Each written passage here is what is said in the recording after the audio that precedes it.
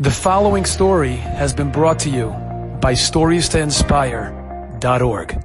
There was a family from Warsaw in the 1930s. They were refugees and they were forced to flee to Belgium, which was much safer at that period of time. I saw the story written by a grandchild of the person that the story happened to.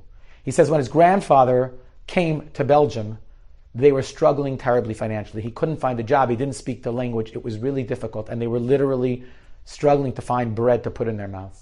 He says when his father was born, that day, his grandfather was so distraught. He had no money to buy food for his wife who just had his Kippur wife who just had a baby. And if she doesn't have proper nutrition, how's the baby going to be taken care of? He was so distraught. He walked around the city he was in. Maybe it was in Antwerp. I'm not sure where it was exactly.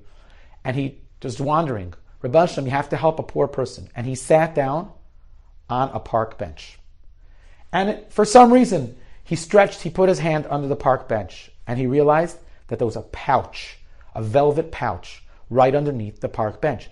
And he picked it up, and it was full with 50 to 100, somewhere between 50 and 100 little tiny, amazing, brilliant diamonds.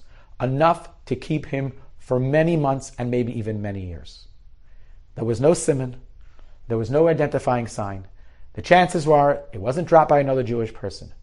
His Yetzer Hara said to him, "You were just davening to Rabbi Shalom and asking him for help, and he gives you this." Wow. Hashem responded. Tarim Yikro Aniena. Before we even have a chance to call out to Rabbi Shalom, he provides the solution and the salvation. Keep it. It's a gift from Hashem for you and for your family. And his Yetzer Hara said to him, not true. Who knows who it is? There's someone out there that clearly is experiencing a substantial loss. They must have dropped it. Try to find him. Anyways, he did his investigation, and he embarked upon a path to try to find the owner, and eventually he identified the owner. Who was the owner? He was a non-Jewish diamond merchant who lived in Belgium. The non-Jewish diamond merchant was blown away. When speaking to this refugee, he realized that he doesn't have a job. He realized that he was poverty-struck, and he didn't take it, and he gave it back. The first thing he did is he said, "I'm getting you a job. A person like you needs to be supported." And he got him a job as a diamond cutter. And that's how he supported his family respectfully, and things took a turn for the better. But when Belgium was invaded by the Nazis, and this fellow was in sakanas nefashos, he was going to be deported and sent to Auschwitz and killed. This non-Jewish person saved him and his entire family, got them out of the country eventually.